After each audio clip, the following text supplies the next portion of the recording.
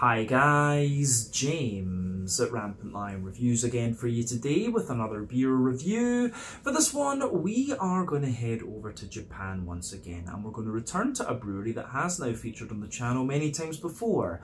Now, I've had some really nice beers from these guys over the last couple of years. They are still a relatively new addition to the Japanese beer scene, but in that time they've built up a very good reputation for themselves. And if people were to ask me about this brewery, I would say that they're probably best known for their different kinds of New England hazy, whatever you want to call them, IPAs, but they do a really solid West Coast IPA in my experience as well, and they've started doing some sour beers in recent times which are supposed to be really quite good too. But the beer we're going to have a look at today is a style that I know this brewery can do very well. It's one of the stronger beers I believe that I've had from this brewery overall, and also one of the stronger beers I've had in this particular style bracket as well. It is supposed to be very nice, this one, and it was a little bit of a surprise find here in Hong Kong as well. So needless to say, I'm very curious to see what this beer is going to have in store for us. Hopefully it's another good beer. Hopefully it makes for an interesting review, and as always, I hope that you guys watching enjoy my take on this one as well. So yeah, for this review then, we are going to head to a little place called Hokuto in Yamanashi Prefecture, which is just out to the west of Tokyo. I think it's about 2 hours or so if I'm not mistaken. But that means that we're going to have a look at another beer from the wonderful Uchu Brewing, or as you would call them in English, Space Brewing. But this particular beer is called Crab Nebula. It comes in at 9.5% ABV, and this is a New England Hazy Imperial Triple, whatever you want to call it, IPA.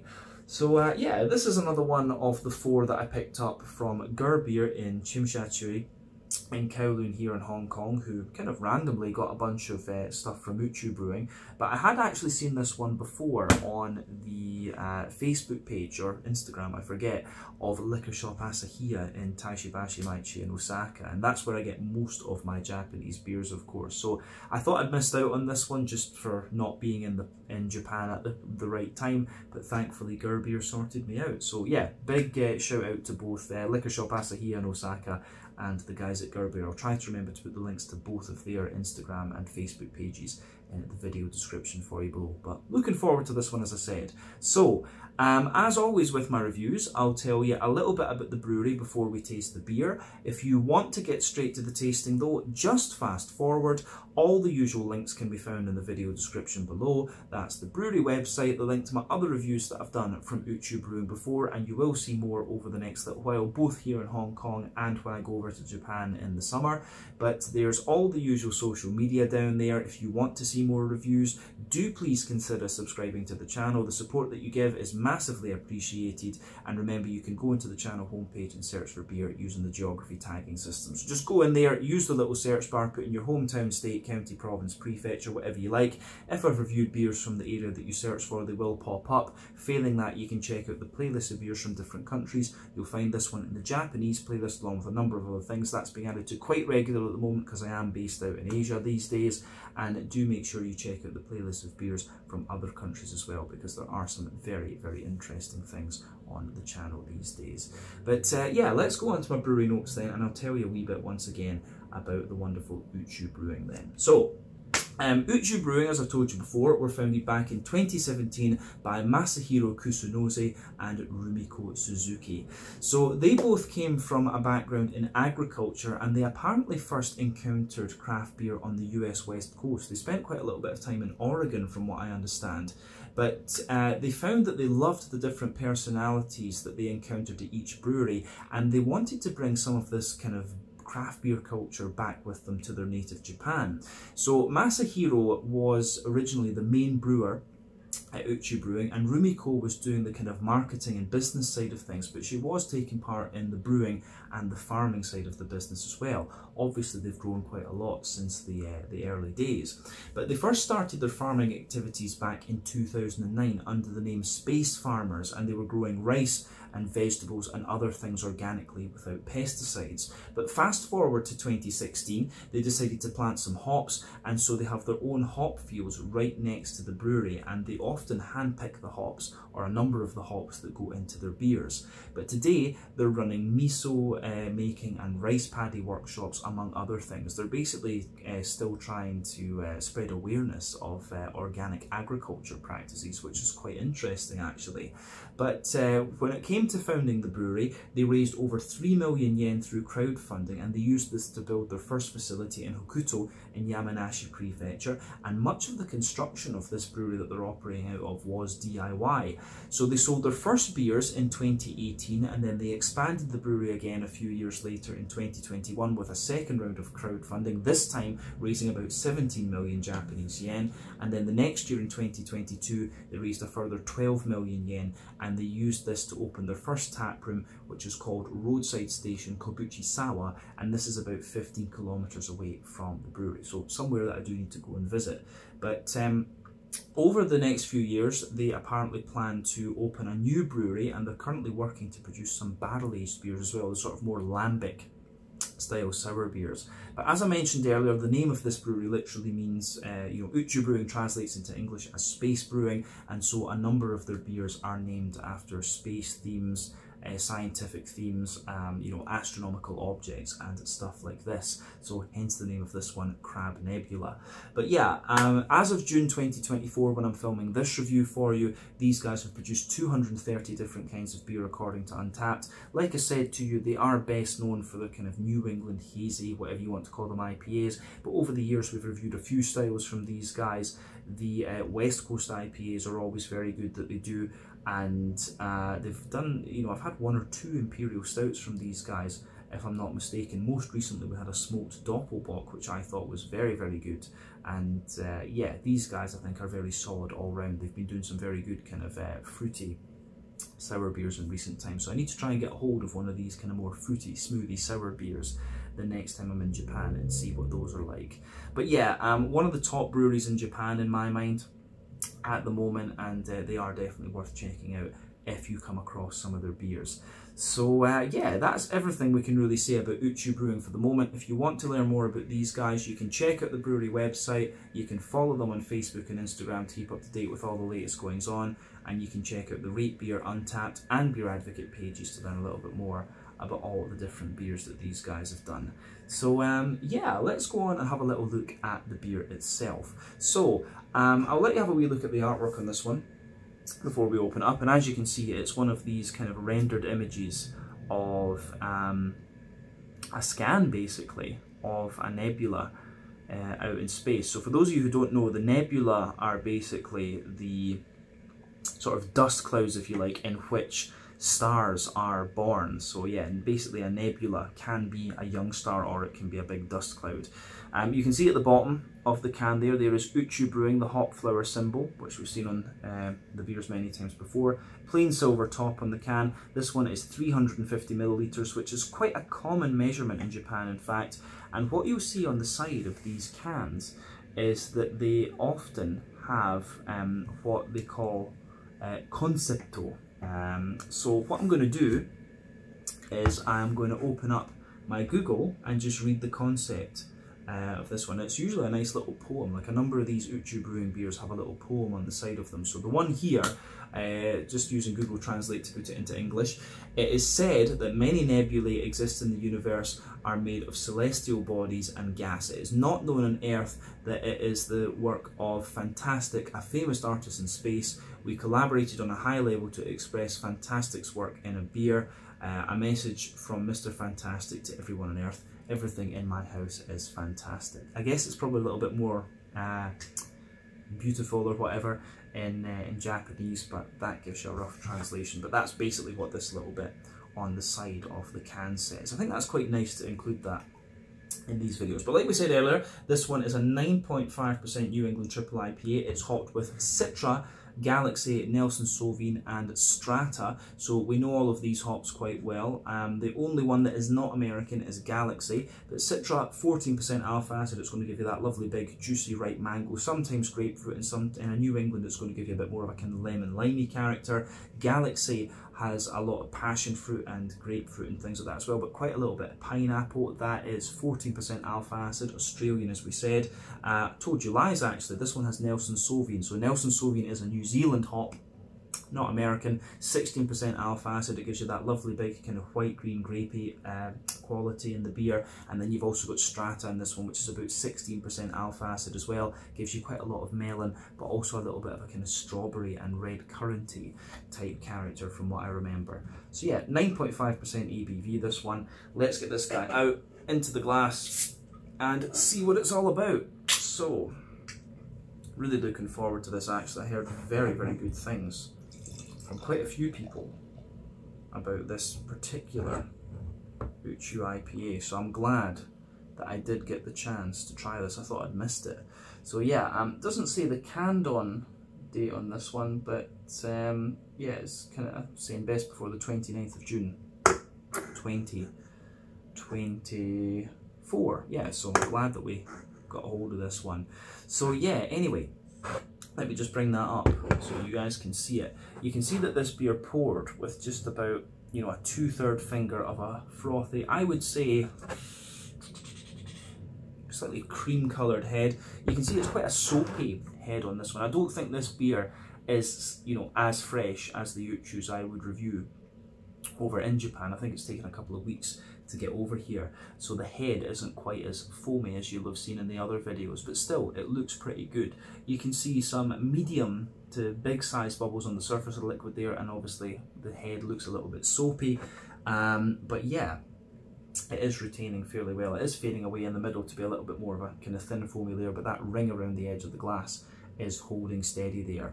Now, the colour of this beer, I would say that it's a lovely kind of mango juice type colour. You could argue that it's mixed tropical fruit juice, but remember the colour of your beer depends on a few different things. One, the type of malts that you use. This goes a long way to determining your EBC rating. Two, length of your wort boil is also going to play a role, because the longer you boil the wort, the more the sugars caramelise, and thus you get a darker colour of beer. But any barrel aging that you do or adjuncts you put into the beer will affect its colour as well, but you don't often have to care about that when it comes to the IPA style category.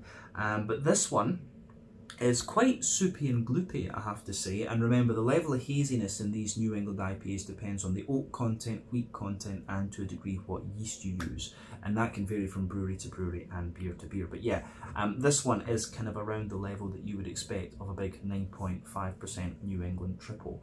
Some people might argue, of course, that the triple IPA starts at 10% ABV, so this is either a very heavy double IPA or a very light New England triple. You know, we're not that bothered about that, to be honest with you. It looks the part, not too much in the way of visible carbonation with this one, just a few bubbles going up towards the surface of the beer, but all in all, it looks pretty much as you would expect from this style.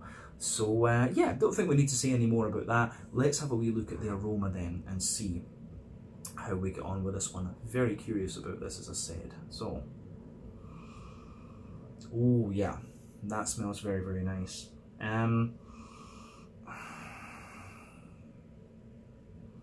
This is going to be good.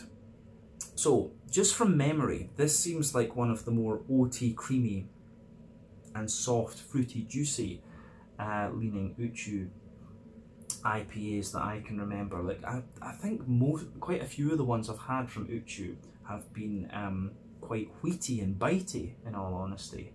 But this just gives the aroma out of this one gives me the impression that it's going to be quite soft and oaty and creamy.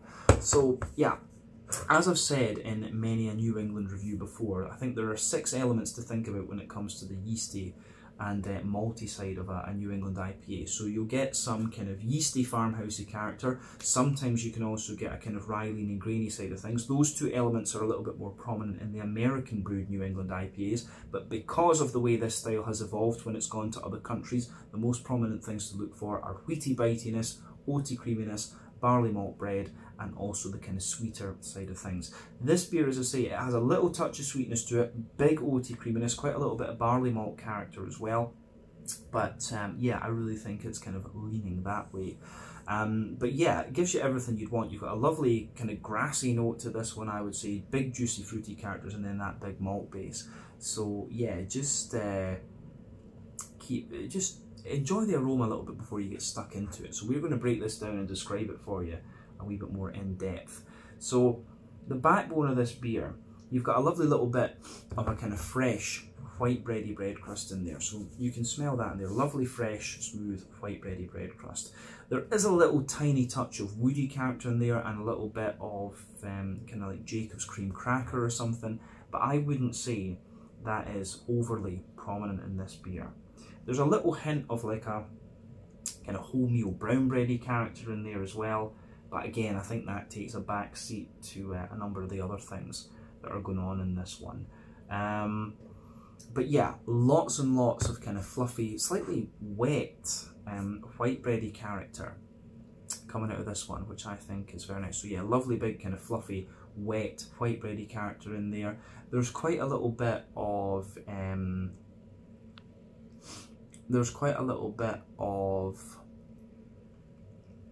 I would say, you can smell the more dense kind of wheaty character coming out of this one. The wheat is actually very, very smooth in this beer, and as I've explained in many reviews before, you know, barley malt and wheat malt and oats and things like that, they can be slightly different depending on where they come from in the world. European oats are a bit more creamy, American ones are a bit more porridgey, European wheat is a bit more bitey, the American wheat is a bit more smooth. Things like that, different water profiles and soil profiles can affect your grains essentially.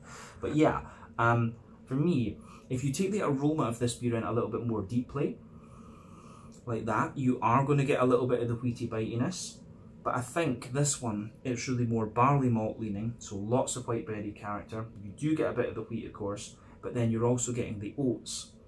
And for me, the oaty character in this beer is quite interesting. As I've said in reviews before too, the oaty side of a New England IPA is interesting to look at because it can give you a rough idea of how old your beer is. The creamier the oats are, the fresher the beer is, the drier they are, the older the beer is. This one, you can smell a little bit of the kind of dryness, the dry sweetness of the oats in here, which tells you this beer is not in its absolute prime. It's still going to be good, don't worry. But yeah, you can get a mix of creaminess out of the oaty character in this beer, but you also get a little bit of that kind of dryness as well. So yeah, the way the aroma of this beer goes together, I think, is really quite nice. There's a little touch of sweetness to this one, maybe just a little hint of like Werther's Original butter candy, butterscotch, and a wee bit of that almost like Skittles type character coming out of this one as well, which you can get from some of the yeasts that are used in New England IPAs. But yeah, all in all, mostly barley malt and oats when it comes to the malty side of things. The sweetness on this one is not overpowering by any stretch of the imagination. But yeah, nice. It certainly has a nice composition, this beer, I would say, in terms of its malty backbone. But let's look at the hoppy side of things then. So as I've explained on the channel many times before, there are three kinds of hoppings when it comes to IPAs. Early edition hopping, which takes place within the first hour of the wort boil, that gives you mainly bitterness and a deep dank aroma. Late edition hopping, which takes place within the last half hour of the wort boil, a little bit of bitterness, mainly flavour and aroma, and it gives you quite a bright green component. And then dry hopping, which takes place after the wort boil is complete, that's all about flavour and aroma, and again it gives you a very kind of bright green component. New England IPAs tend to rely on late edition and dry hopping. West Coast IPAs use all three, which is why they have that deeper, danker character. This beer for me gives you a lot of grassiness. I really think the green component leans towards the grassiness in here. There is a little touch of earthiness and a wee bit of a kind of herbal character to it, but yeah, the green component in this beer is overwhelmingly kind of soft and kind of grassy, I would say. So yeah, the way that kind of goes together is quite nice. Let's look at the fruity side of things then, just to round off the aroma of this one. So yeah, this is quite interesting, this, because if you sugar the beer up a little bit, you're going to get a little bit of that more pungent, like, you're going to get a little bit of that kind of pungent peach and kind of slight grapefruit and passion fruit, which is going to be the Citron Galaxy, of course. So there's a wee bit of grapefruit, wee bit of peach, well, not a little bit of peach, there's quite a bit of peach in this one. Soft passion fruit, big juicy mangoes as well. You're getting the tropical side of the aroma basically, which is, yeah, Citron Galaxy. So yeah, there's maybe a little touch of melon under that, which is going to come from the strata. You can feel that. I think the melon and the peach, there's just a little bit of pungency to the fruity side of the beer in that sense, which I do like, incidentally.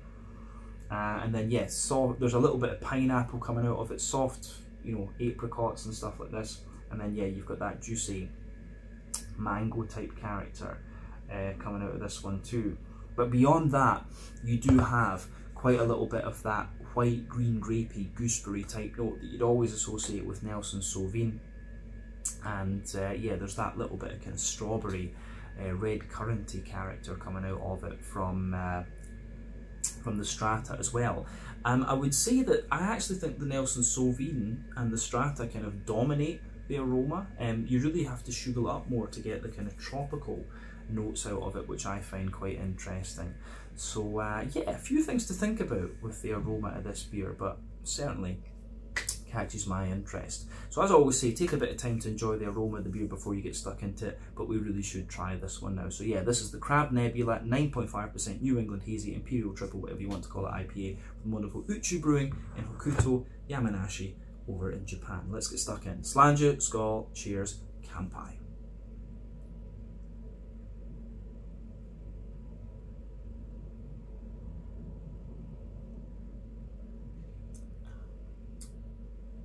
Oh yeah, that is very, very good. Yeah, another absolutely solid beer from the guys at Uchu. Yeah, these never disappoint. These never really disappoint.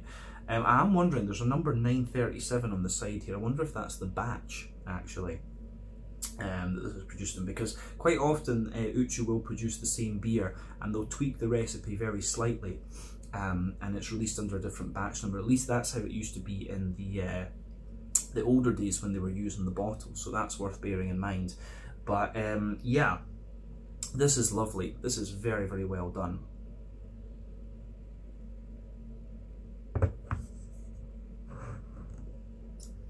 And my impression of this being quite a barley malt and oaty leaning New England IPA is certainly true. You can feel that in this beer. Really soft, creamy and juicy, big thickness to it, and the green component on this one is quite soft and quite grassy leaning, I would say. And it's interesting to try these beers here in Hong Kong, because obviously they're slightly older than I would be getting them in Japan. So yeah, it kind of shows you that these things hold up pretty well as well over a couple of months, because this beer will be maybe 2 months old or something like that at the time of filming. But yeah, let's just break this beer down then and describe the flavour more in depth, as we always do.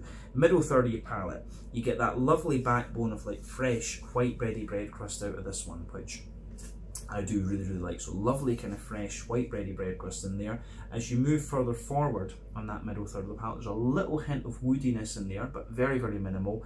And then you've got a wee touch of cracker just sitting on top of the bread crust there. So yeah, on top of that, there's maybe a little hint of kind of brown bread.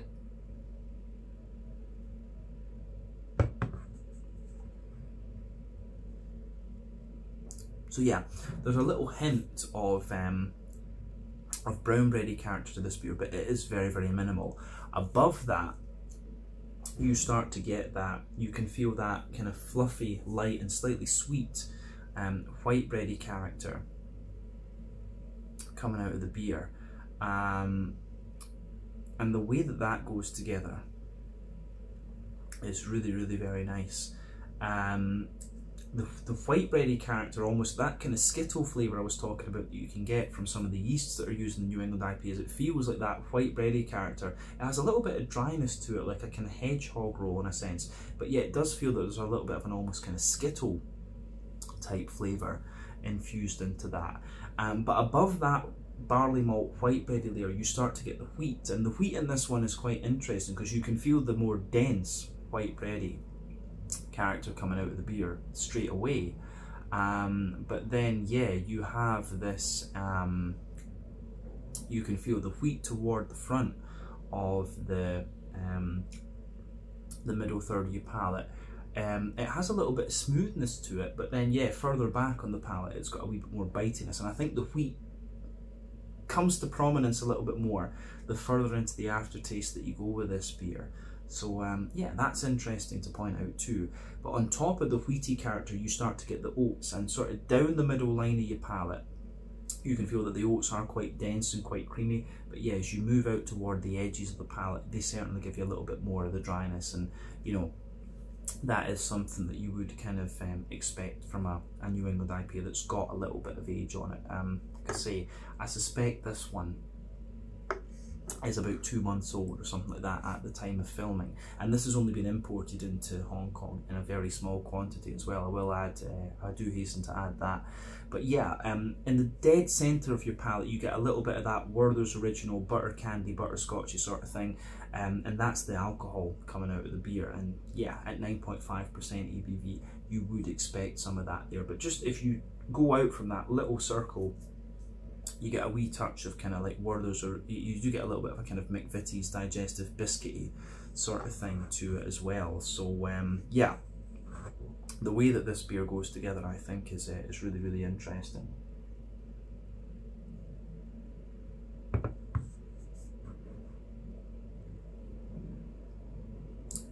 So yeah, I do think that is really nice in this one. I think we've covered everything we need to say about the malt base in this beer, so let's go on. In the middle third of the palate, I think we should go on to the back third of the palate then. So, as I've often said, sweeter flavours come out further forward in the palate, more dry and bitter flavours come out further back. The back third of your palate is going to give you similar flavours to the middle third of your palate, just at different intensities. So, in this beer, on that border region between middle and back third of your palate, you've got a tiny little bit of brown bread in the base, the barley malt white bread on top, and then the wheaty bitiness above that.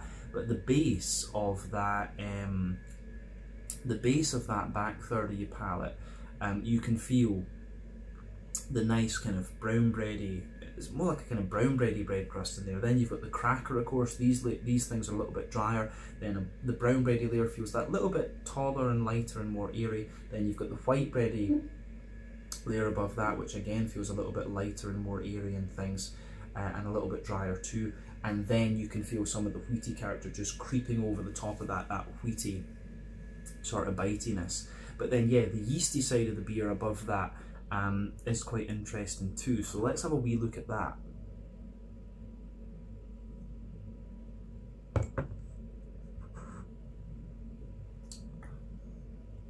The yeasty side of this one's actually quite sweet in a sense. So you, at the dead centre of that yeasty character on the back third of the palate, you can feel there's a little bit of like a sweeter brown bread in the middle.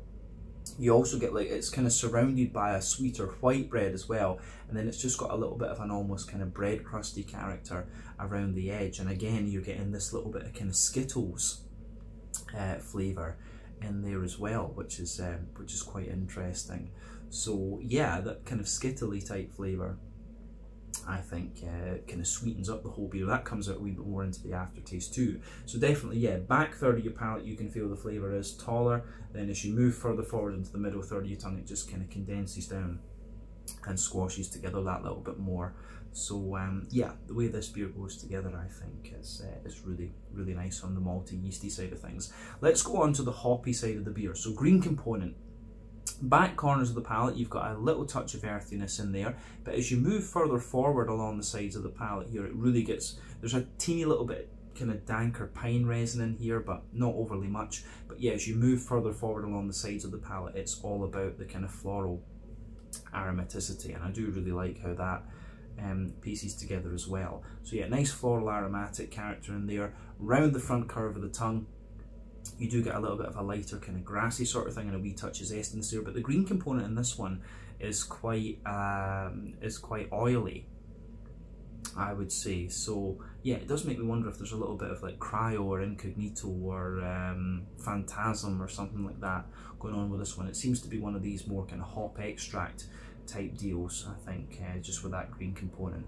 But yeah, let's go on to the fruity side of things then, and the front third of your palate. So the border region between front third and middle third of your palate, again you get that little bit of bready build up in there. So a wee bit of brown bread in the base, the kind of white bread barley malt character in there, and a wee bit of the wheat on top. The base of that front third of your palate, yeah, a little bit of bread crust, a little bit of cracker, the brown bread, the white bread, and the smoother side of the wheat actually.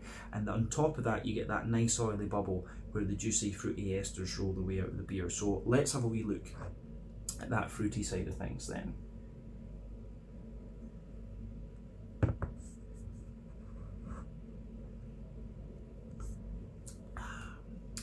fruity side of things in this one, by the way. Really, really damn good. Impressed with it on that level. But yeah, it's kind of what you'd expect if you know these hops. So for me, the hoppy side of this beer, fruity side of things, and that oily bubble, if you go to the back of that front third of your palate, it's all about the, you get a little bit of that, you do have a little hint of that kind of stronger grapefruit in there, which is going to be both Galaxy and Citra, so there's a little bit of that in the base. But yeah, as you move further forward, there's a little bit of the sharper peach, which I think is very, very nice. You also have that, yeah, you've also got a little, you get a little bit of the passion fruit out of it, but very, very ripe mangoes as well. So you've got the kind of ripe mangoes, and then as you move further forward, softer passion fruit, softer kind of apricots and things like that in there. And yeah, the way all of that pieces together I think is nice. You get juicy pineapple sitting on top of it. Then as you go into the front half of that front third of your palate, there's a really nice kind of oily, yeah, there's a good little bit of that kind of oily white, green, grapey, gooseberry type note, and both Citra, both Nelson Sauvin and Strata will give you a little bit of that. I'm not getting so much of the melon from Strata in this case. Quite often I find Strata gives you that little bit of melon, but here more gooseberry and white, green, grapey characters. But above all of that, on that front half of the front third of your palate, you do get a wee bit, you get a bit of the juicy strawberry, which is Strata, I would say, but there's also a wee bit of the kind of, just behind the very front tip of the tongue, I'm getting a wee bit of that lemon limey character that Citra can sometimes give as well. But all in all, pardon me, the fruity side of this beer I think is very, very nicely done. And having these 4 hops in here, I'm guessing it's a 25 ratio. I think it works very, very well, because they show you, they give you a blend of everything apart from orange, really, to be honest.